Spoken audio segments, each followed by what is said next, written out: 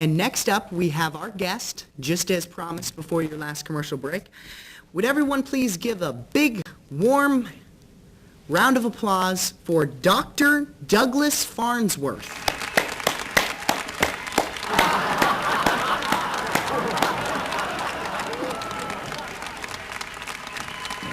Right over here, Bobby. Right over here.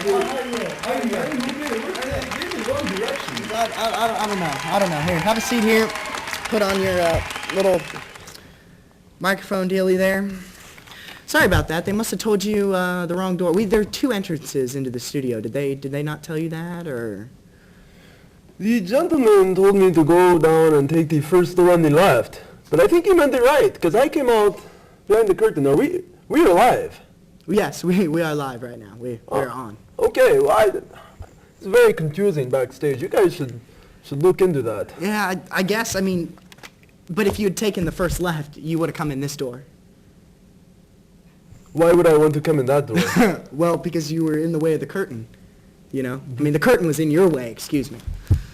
I do not understand. All right, well, let's okay. just get started. Let's just get started. It is an honor being on your show. Oh, thank you. Thank you for having me. I appreciate it. I really do appreciate it. So, you're an author. You've written a couple books, and wow, this title it really jumps out at me. It's Monkeys, Spiders, Venus, and French Fries, The Journey of a Young Matador Through Time. That is right. Now, when I look at that title, I'm not really sure what the book is about. So maybe you could explain a little bit. It is a mystery to the reader. It takes, I mean, you know, you've got to want to read that book. That title it's meant to draw in the reader, and it explores a great deal of growing up as a childhood. Do you understand what this guy's talking about? No. Man, why did I hire this guy? Who picked him? Did Jeff pick this guy? I mean, seriously, it would have taken me one phone conversation with him, and I'd have been like, on to the next person on the list, because this guy is weird. I don't even know what's going on. Now, I found your other book fascinating. The Untouchables Have Been Touched. Yes, the Untouchables have been touched. And I knew most of the answers, and he asked a couple of other questions, but I had no idea what I was talking about. It was about my own book. It was kind of odd. I mean, I'm not going to lie. It was a little weird in the beginning, but once I got to about page 50, it started to pick up a little bit more, but I didn't finish it. Excuse, you didn't finish it? Well, I'm going to be honest. The first title looks interesting, and I didn't read it, but the second one, I mean, it just kind of looked a little less interesting, and I read it, and I found it to be kind of boring. I'm sorry. I really did. What about... That is troubling. I've not heard this before. My books are very important to me, and they really explore what I was feeling growing up as a boy. I mean, these are meant to be powerful books. I mean, I have made tens of thousands of dollars off these books. Tens of thousands. That's a lot of money. Well, I mean, good. Do you know exactly how many copies of both your books combined, or maybe one has sold? Have they made the bestseller list yet? We're waiting for the reports to come out next week. The numbers still haven't been processed. They got to crunch the numbers. I see. I don't know what they do down there I mean, this crunching stuff, I'm not familiar with. It just means ad. It just... I mean, I don't know. All right. Well, anyways, how long have you been writing? How long have you been a writer? I've been writing for many years, ever since I was a young lad. Mm-hmm. I've been writing, you know, short stories, long stories. I used to write poetry. I wrote rock music at one point. Rock music.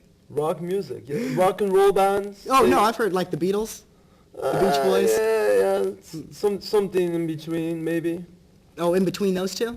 Yes. Oh, that's interesting. It was a fun time of life. It was a fun time.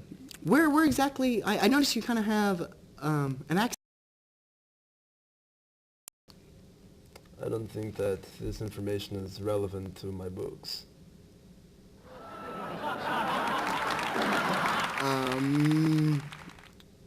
Okay. before you sit down and start writing, what's the process like? How do you prepare yourself? Well, oftentimes ideas will just kind of come to me at the certain. Ah!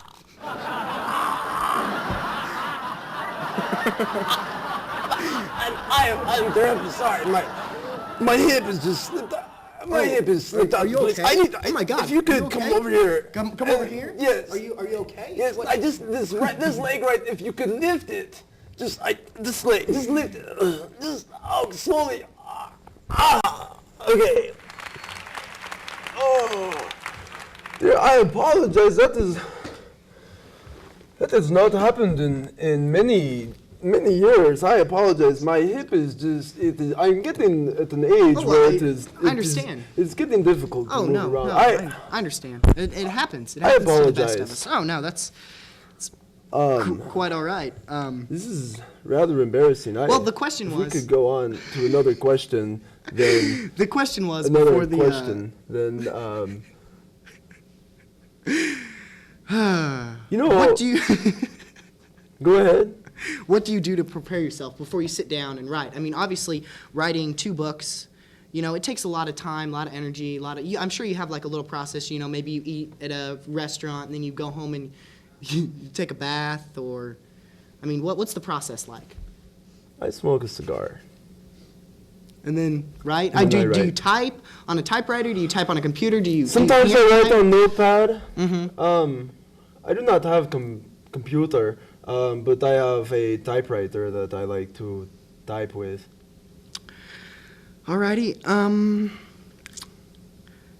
Dr. Douglas Farnsworth. What exactly are you a doctor? That is a tricky question. My education goes back many years, and I went to a university and got degrees. Oh, degrees, so you have more than one degree? Yes. Oh, that's psychology and English. Douglas, is it okay if I just call you Doug for the rest of the interview? I think that Dr. Farnsworth would be sufficient. Okay. What books inspired you as a child? I mean, I'm sure you had 1 or 2 or 3 maybe, or an author, but what books inspired you as a child?